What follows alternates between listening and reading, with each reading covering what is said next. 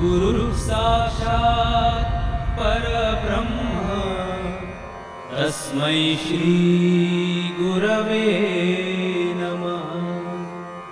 तस्मै श्री गुरवे नमः। शिष्य के जीवन में अत्यंत ही कठिन किंतु महत्वपूर्ण नियम है अनुशासन। अनुशासन के कारण ही शिष्य रजो और तमो गुणों को त्याग कर सद्गुण के मार्ग में सतत अग्रसर रहता है।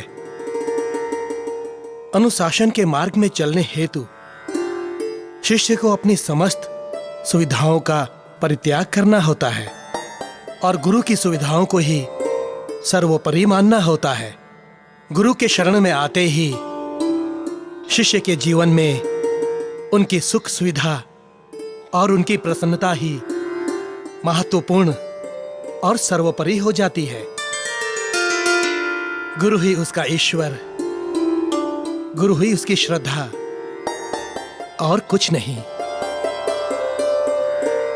ऐसा है ये नियम। मारुति, तुम्हें ये नियम स्वीकार है? जी, मुझे अपने गुरु हेतु हृदय से ये समस्त नियम स्वीकार है।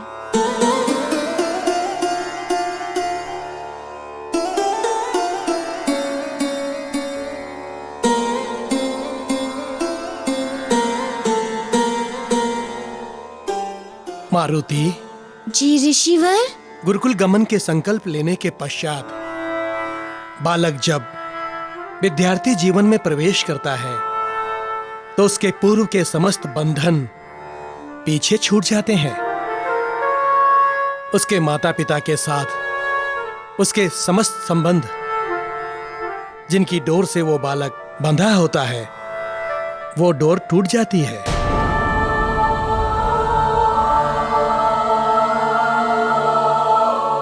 और माता पिता पीछे छूट जाते हैं।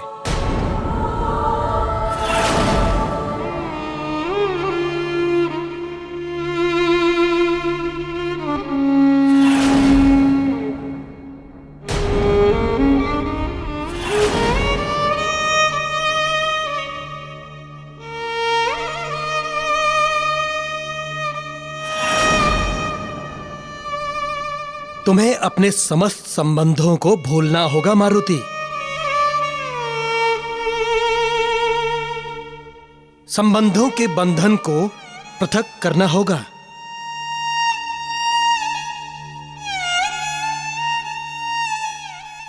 इन नियमों के बंधन से तुम तब तक बंधे रहोगे जब तक तुम अपनी शिक्षा पूर्ण करके और अपने गुरु को गुरु दक्षिणा देकर यहां वापस नहीं आ जाते।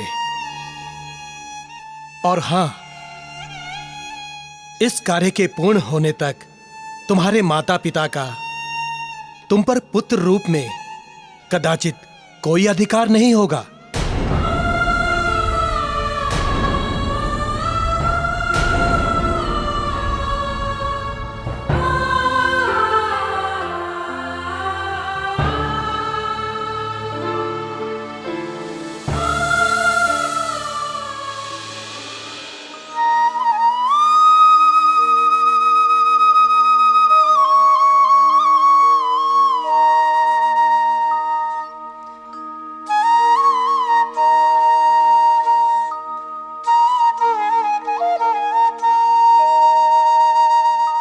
अरे ये क्या पुत्रो, तुम लोग? पिताश्री, सर्वप्रथम आप। जी पिताश्री, आप भोजन ग्रहण करने के बाद ही हम भोजन करेंगे। ग्रहण कीजिए पिताश्री।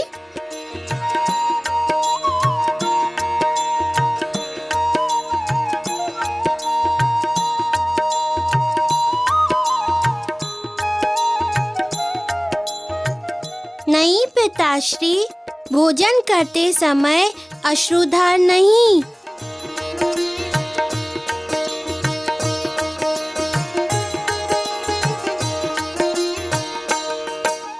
आओ बच्चों,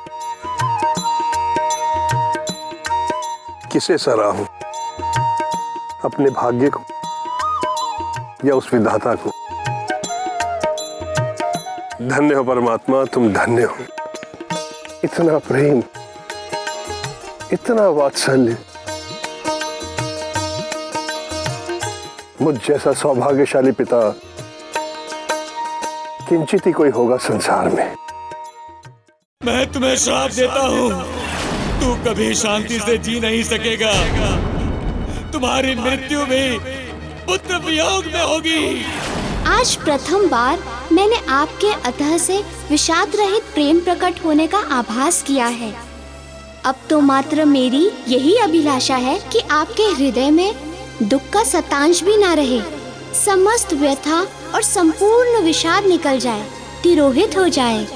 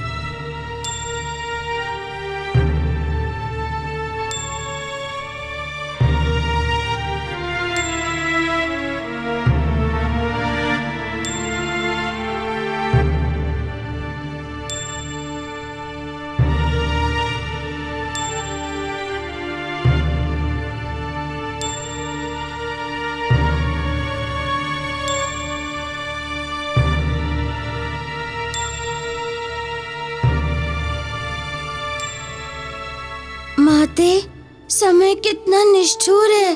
कदाचित स्वप्न में भी कल्पना नहीं की थी कि आपसे बिछो का समय भी कभी जीवन में आएगा। इस संसार में सबसे प्रबल और अटूट संबंध केवल आपसे ही तो है मेरा, परंतु अब आपसे दूर जाना होगा। आप ही तो मेरे हेतु सर्वोपरि हैं, संसार में सर्वोच्च है। आप ही से तो इस संसार में मुझे प्रथम बार माता का स्नेह प्राप्त हुआ है।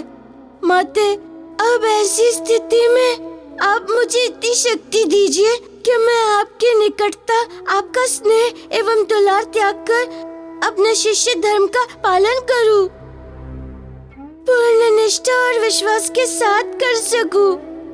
पिताश्री, आप मुझे इस धरती पे लाए, संसार में अस्तित्व दिया। हृदय से आपका आभारी हूँ पिताश्री। किंतु काल के निर्णय अनुसार अब मुझे आपसे एवं अपनी पूजनीय माँ से कुछ समय हेतु बिछड़ना होगा। बिछड़ना होगा मुझे।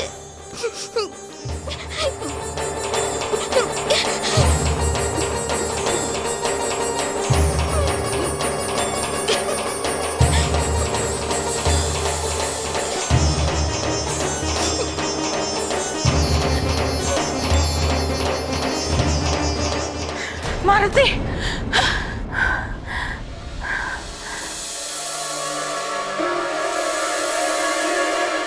मारुति, मारुति, मारुति, मारुति, महाराज, महाराज, महाराज, मेरा पुत्र।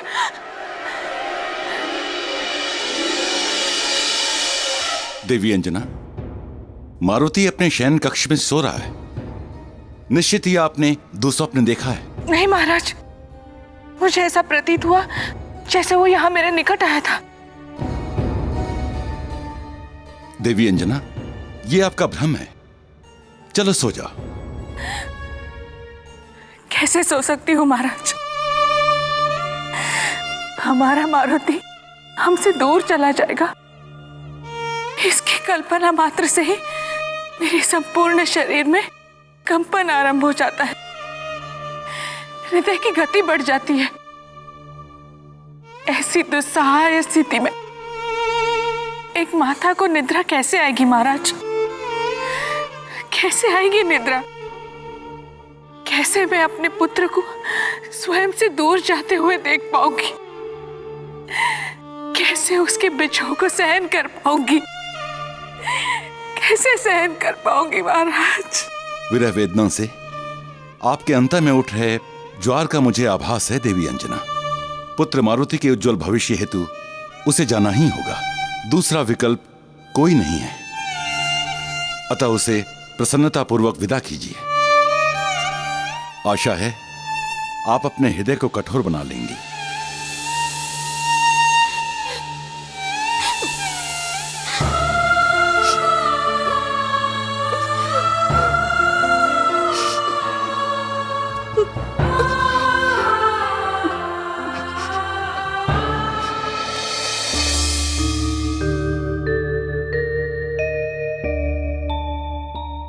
जय श्री राम। राम राम राम तुम्हारा कल्याण हो हनुमान। राम राम राम, जय श्री राम राम राम। प्रभु, मेरा तो सूर्यदेव की शरण में जाकर शिक्षा ग्रहण करने का समय निश्चित हो गया है। श्री राम। वैसे तो प्रभु एक बार इसके पूर्व भी मैं गुरुकुल जा चुका हूँ, परंतु मेरा जाना निष्फल रहा। श्री राम। प्रभु, मैं तो आपका दास हूँ, अतएव नियम अनुसार तो मुझसे पूर्व आपको गुरुकुल प्रस्थान करना चाहिए।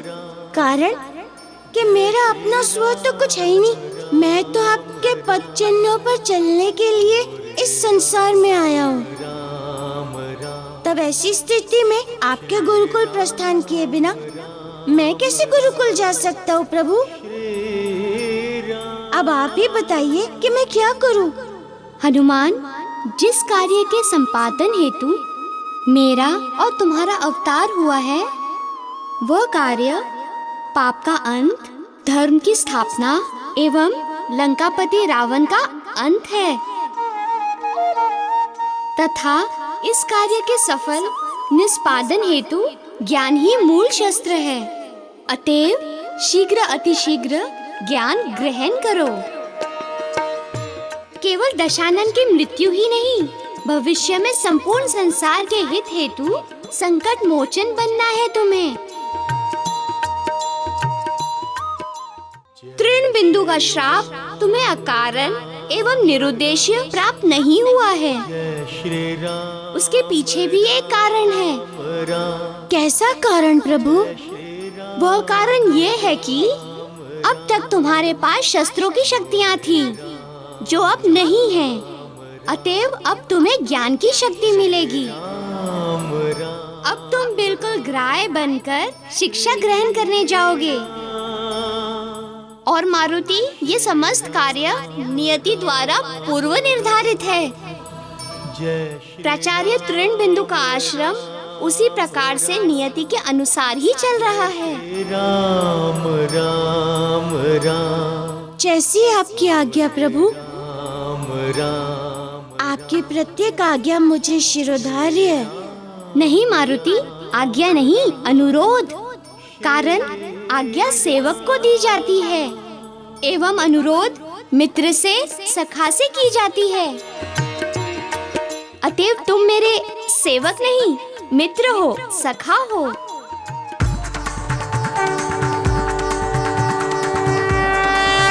जय श्री राम।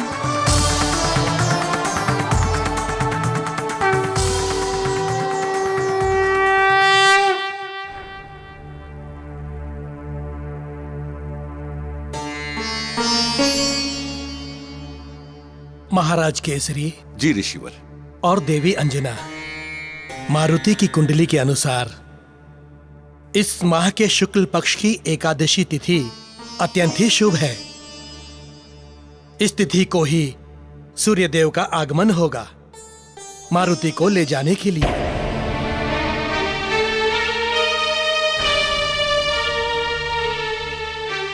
अर्थात हम अपने पुत्र के साथ कुछ दिवस ही व्यतीत कर सकेंगे। जी महाराज। पिताश्री, मेरी एक अभिलाषा है। बोलो पुत्र, क्या अभिलाषा है तुम्हारी? मुझे अंगद, सुग्रीव काका, बाली काका एवं तारा मौसी से मिलने की इच्छा है पिताश्री। बहुत दिन हो गए हैं उनके दर्शन किए तथा उनका आशीर्वाद प्राप्त नहीं किया। यदि आप आज्ञा दें तो मैं उनसे मिलने जाऊं? हमने तो ये विचार किया था कि एक माह हम अपने पुत्र के साथ ही व्यतीत करेंगे, परंतु अब ये संभव ही नहीं होगा। यदि आपकी आज्ञा नहीं होगी तो मैं नहीं जाऊंगा पिताश्री। नहीं पुत्र, तुम किष्किंधा जा सकते हो, परंतु एक पखवाड़े पश्चात ही आ जाना। जी पिताश्री, आ जाऊंगा। वैसे ही हमें बहुत समय से उनका कोई समाचार नहीं मिला है और हम भी अपने राजकार्य में इतने व्यस्त हैं कि वहां जा नहीं पाएंगे। परंतु एक चिंता है। किस बात की चिंता है पिताश्री? यही कि तुम वहां अकेले जाओगे कैसे मारुति? मैं तो राजकार्यों में इतना उलझा हूं कि जा ही नहीं पाऊंगा। केसरी पुत्र, यदि आपकी आज्ञा हो तो मारुति के साथ किष्किंधा जाने का मेरा मन भी बहुत कर रहा है। ठीक है महाबली काका, आप जाइए। मैं तब तक आप दोनों के किष्किंधा गमन और वहां लेकर जाने के लिए उपहार की व्यवस्थाएं करती हूँ। पुत्रों, आज मैंने तुम लोगों को अति विशिष्ट उद्देश्य से अपने निकट बुलाया है। वो किस लिए पिताश्री? राजधर्म के विषय में बताने के उद्देश्य से। अर्थात आज मैं तुम लोगों को राजधर्म क्या होता है और उसके निर्वहन किस प्रकार किया जाना चाहिए ये बताऊंगा। पुत्रों, केवल राजवंश में जन्म लेने से कोई सम्राट नहीं बन जाता। सम्राट की उपाधि तो कोई भी प्राप्त कर सकता है, परंतु एक राजपुरुष वास्तव में राजा उसी दिन बनता है जिस दिन उसके साम्राज्य की प्रजा उसे अपने हृदय से राजा स्वीकार कर लेती है। राजा के हेतु उसकी प्रजा उसके संतान के समान होती है। अर्थात एक राजा को अपनी प्रजा का पालन उसी तरह करना चाहिए जिस प्रकार एक पिता अपने पुत्र का लालन पालन करता है। केवल इतना ही नहीं, प्रजा का राजा पर अधिकार भी उतना ही है जितना एक पुत्र का अपने पिता पर। इसीलिए एक राजा को उसके प्रजा के अधिकार का मान रखना चाहिए। इसका अर्थ ये हुआ पिताश्री कि एक राजा को अपनी प्रजा के सुख दुख, इच्छा अनिच्छा सबका ध्यान वैसे ही रखना चाहिए जैसे आप एक पिता के रूप में हमारी छोटी से छोटी एवं साधारण से साधारण बातों का ध्यान रखते हैं। हाँ राम, यही एकमात्र राजा का वास्तविक धर्म होता है एवं यही कारण होता है कि एक राजा को प्रजापिता और प्रजापालक कहा जाता है। राजा हेतु व्यक्तिगत निर्णय से सर्वोपरि उसकी प्रजा का सुख है। एक उत्तम राजा वही होता है पुत्रों जिसके निर्णय में संपूर्ण प्रजा की सहमति हो। जब तुम लोग राजा बनना तब राजधर्म की समस्त बिंदुओं का विशेष ध्यान रखना, कारण यही रघुकुल की रीत है। यही रघुकुल की रीत है।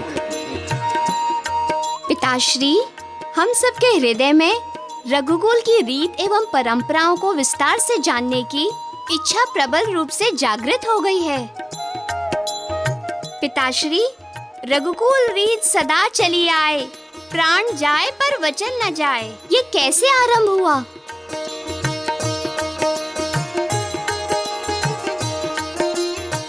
तथा इसका अर्थ क्या है? हम अवश्य उस रघुकुल रीत का अर्थ तुम लोगों को समझाएंगे।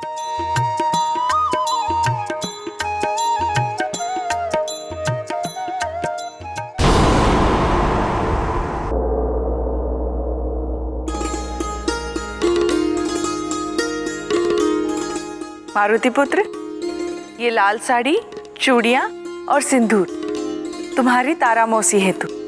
इन्हें सुरक्षित और सावधानी पूर्वक ले जाना और अपनी तारा मौसी को दे देना। और हाँ, तारा से कहना कि इसे रखे नहीं, अभी तो उसी समय धारण कर ले। जी अवश्य कहूँगा माँ, तथा केवल कहूँगा ही नहीं, अभी तो हट करके धारण भी करा दूंगा। कहते हैं कि बहन के घर से आए हुए सुहाग के वस्त्र धारण करने से पति दीर्घायु होता है। ऐसी बात है तो तनिक भी चिंता मत कीजिए माँ, मैं तारा मौसी को वस्त्र धारण करा के ही रहूंगा। कहूँगा कि जब तक मेरी माता के हाथों भेजे हुए उपहार धारण नहीं करेंगी तो मैं भोजन ही नहीं करूँगा।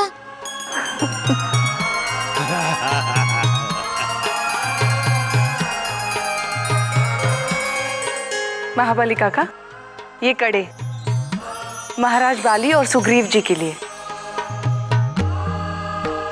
उन्हें मेरी ओर से भेंट दे देना। हाँ हाँ अंजना, मैं केवल उन्हें भेंट ही नहीं दूंगा, अभी तुम मारुति की तरह उन्हें धारण करवा के ही मानूंगा।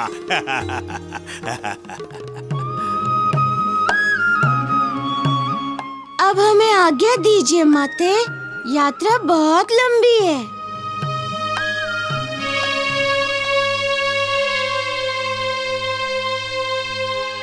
हाँ हाँ मारुति, किंतु शीघ्र लौट आना। हाँ, आप सभी की यात्रा सुखद एवं मंगलमय हो।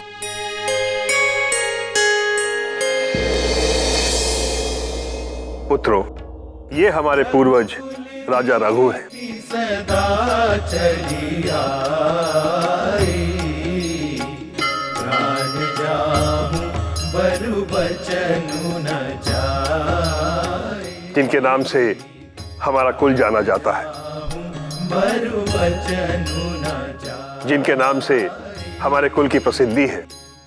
पुत्रों, ये वही राजा रघु हैं जिन्हें सूर्योदय और सूर्यास्त के समय समस्त क्षत्रिय स्मरण करते हैं, जिनके नाम मात्र लेकर युद्ध में जाने से कदापि कोई भी योद्धा पराजित नहीं होता, जिनके समक्ष जहां पराजय घुटने टेक देती हो, वैसे थे हमारे पूर्वज महाराजा रघु। महाराजा रघु अत्यंत पराक्रमी, अपने वचन पर दृढ़ एवं अपने वचन से बद्ध रहने वाले थे। उनका स्वयं का प्राण स्वयं के प्राण से भी अत्यधिक प्रिय थे। पिताश्री, ये वचन, ये परंपरा हमारे तात रघु से किस प्रकार आरंभ हुई? पुत्रों, इस रीत का आरंभ उस समय हुआ जब महाराजा रघु अपनी शिक्षा के लिए गुरु वशिष्ठ के आश्रम गए। वहां उन्हें गौओं को चराने का कार्य सौंपा गया और एक दिन जब महाराजा रघु गौओं को चराने के पश्चात आश्रम लौटे, तब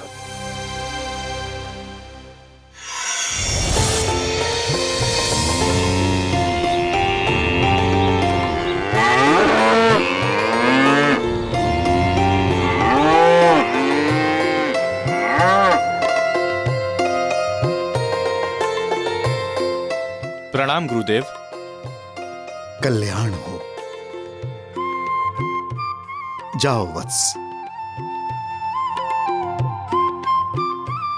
रघु, मैं आपसे अति प्रसन्न हूं। गुरुदेव, आप मुझसे प्रसन्न हैं, ये तो मेरा सौभाग्य है। यह सौभाग्य आपको अपने कर्म से प्राप्त हुआ है। अपने कर्म से? गुरुदेव, मैंने ऐसा कौन सा कर्म किया है? इक्ष्वाकु वंश के वंशज और अयोध्या के भावी राजा होने पर भी आप जितनी श्रद्धा से, जितनी लगन से और जितनी सच्चाई से इन गायों की सेवा कर रहे हैं, वास्तव में ये सब एक महान राजा के गुण होते हैं। सिंहासन पर पाषाण से कठोर, प्रजा के मध्य जल से निर्मल, स्वच्छ और पारदर्शी, और सेवा करते समय दीन, मैं आपके इन्हीं सेवा गुण भाव से अति प्रसन्न हूं। गुरुदेव, गाय की झुंड में से एक गाय कम है।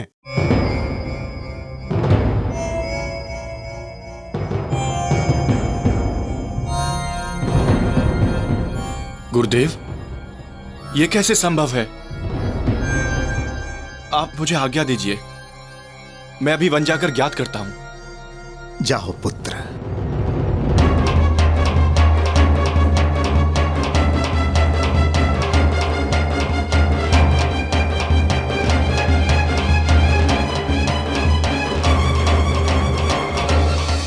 गौ माता, गौ माता कहाँ हैं आप? गौ माता मेरे निकट आइए। गौ माता कहाँ हैं आप? गौ माता मेरे निकट आइए। आप जहां कहीं भी हैं, मेरी अंतर्नाद सुनकर मेरे निकट आइए। गौ माता, गौ माता, गौ माता मेरे निकट आइए। आप जहां कहीं भी हैं, मेरी अंतर्नाद सुनकर मेरे निकट आइए। गौ माता, गौ माता।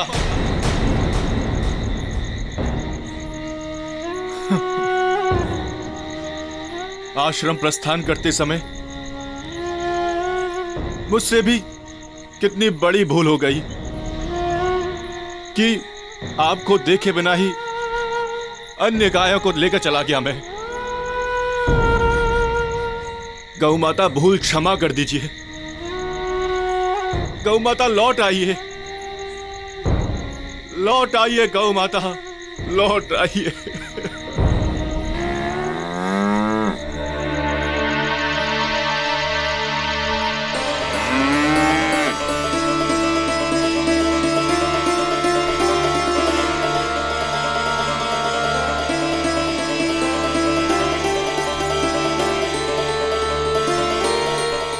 गौ माता, माता कहां चली गई थी आप? मैंने कहां कहां नहीं ढूंढा आपको। यदि आज आप नहीं मिलती ना मुझे, तो अनर्थ हो जाता। चलिए माता, गुरुकुल चलिए। रुको!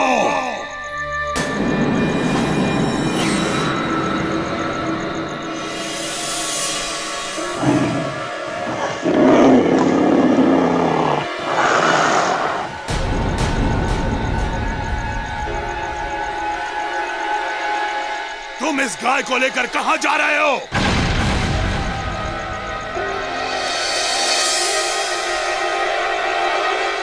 गुरुकुल। तुम इसे नहीं ले जा सकते, ये मेरा भोजन है। नहीं नहीं व्याघ्रराज, ये मेरे गुरुकुल की गौ माता है। आप इन्हें अपना आहार नहीं बना सकते।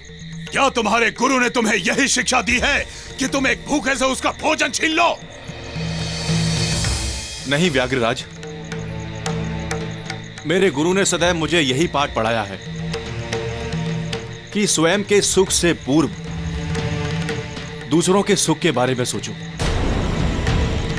किंतु मेरे गुरु ने यह शिक्षा भी दी है कि निर्बल निरीह के प्राणों की रक्षा करना तुम्हारा धर्म है। अतएव इस क्षण गौ माता के प्राणों की रक्षा करना मेरा धर्म है। तुम इस क्षण दो विपरीत परिस्थितियों के मध्य खड़े हो। बताओ तुम्हारा क्या निर्णय है? तुम मेरा भोजन छीनोगे या इस निरीह प्राणी को मेरा भोजन बनने दोगे?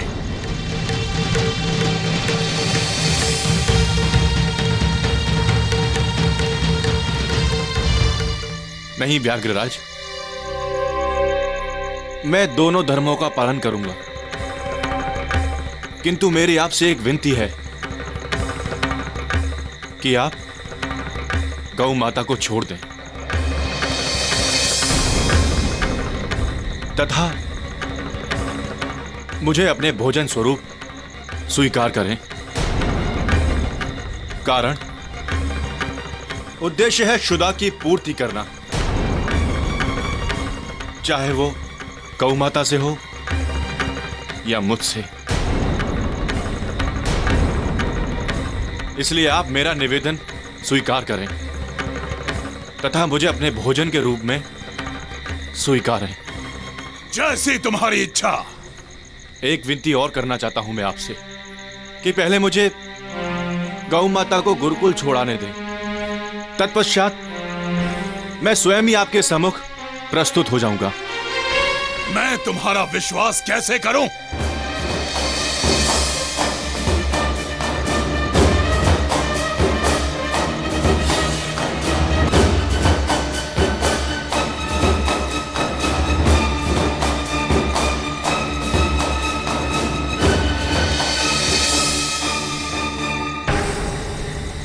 हे व्याघ्रराज, मैं इक्ष्वाकु वंशी अयोध्या नरेश महाराज दिलीप का पुत्र रघु 10 दिशाओं,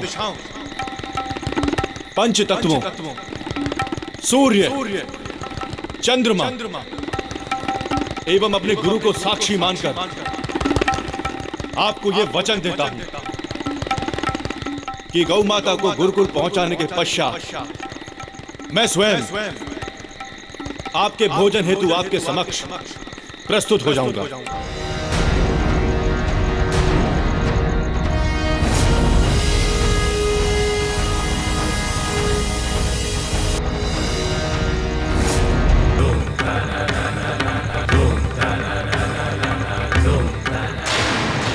ठीक है, तुम जाओ।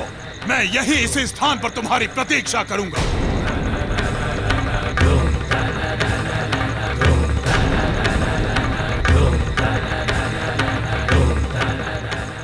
चलिए गौ माता, गुरुकुल चलते हैं।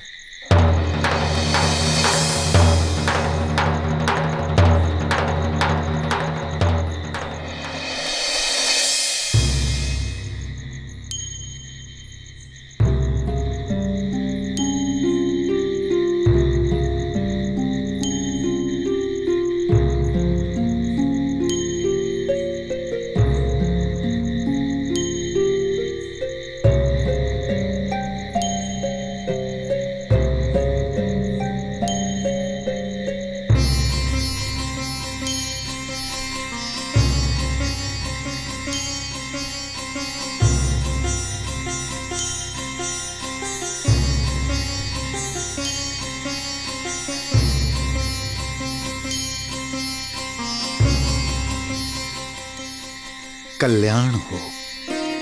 गुरुदेव, मैं गौ को ले आया। पुत्र रघु, मुझे पूर्ण विश्वास था कि तुम इन गौ माता के साथ ही इस आश्रम में प्रवेश करोगे। गुरुदेव, यदि आज मैं असफल हो जाता तो धर्म, ज्ञान एवं सेवा, जो कुछ भी आपने सिखाया है, वो सभी व्यर्थ हो जाता, मिथ्या सिद्ध हो जाता। गुरुदेव, अब मुझे आज्ञा दीजिए। रघु, इतनी रात्रि में आज्ञा? कहां जाओगे? यहीं विश्राम करो। गुरुदेव, मैंने वन में किसी को पुनः मिलने का वचन दिया है। जैसी तुम्हारी इच्छा। कल्याण हो।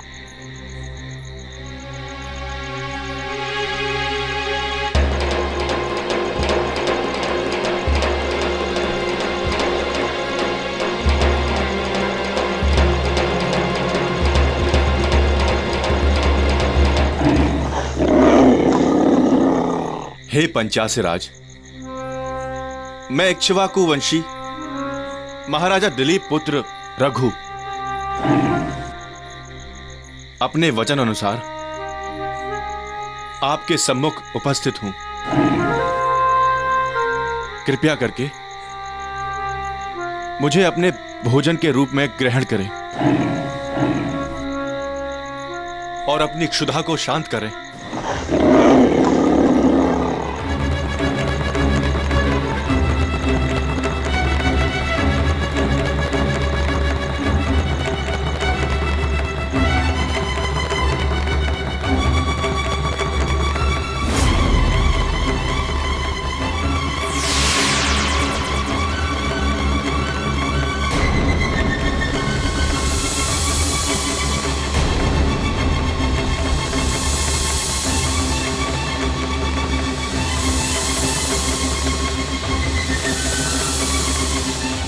चक्षु खोलो रघु।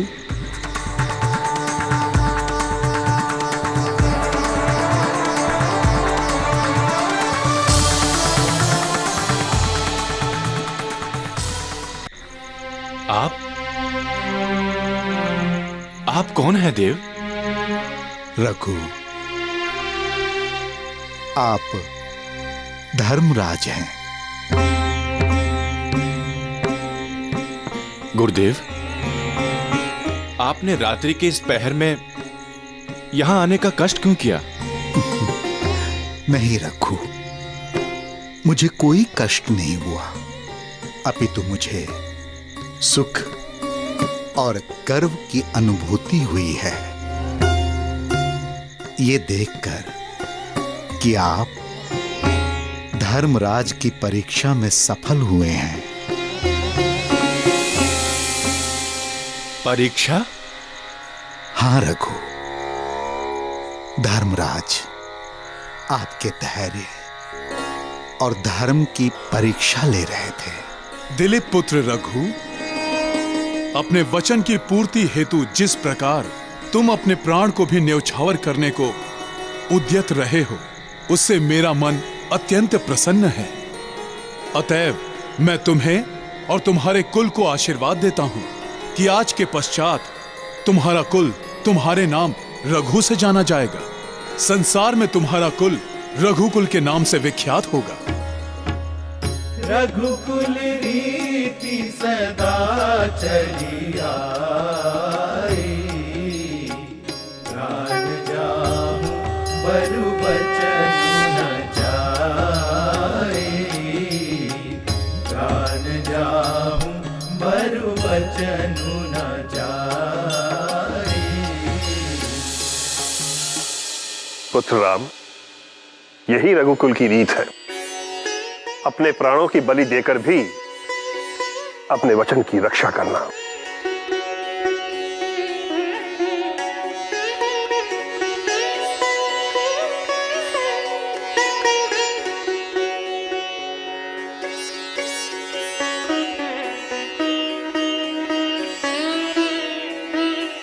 पुत्रों, अपने स्कूल की रीत को सदैव अपने स्मरण कक्ष में सहेज कर रखना। मैं वचन देता हूँ कि रघुकुल की रीत जिस प्रकार पूर्वजों से चली आ रही है, उसी प्रकार भविष्य में आगे भी चलती रहेगी। मैं उसे कदापि धूमिल नहीं होने दूंगा। आशीर्वाद दे कि हम अपने संकल्प में सफल हो जाएं। रघुकुल रीति सदा चली आई, प्राण जाऊं बरु बचन न जाए, प्राण जाऊं बरु बचन न जाए।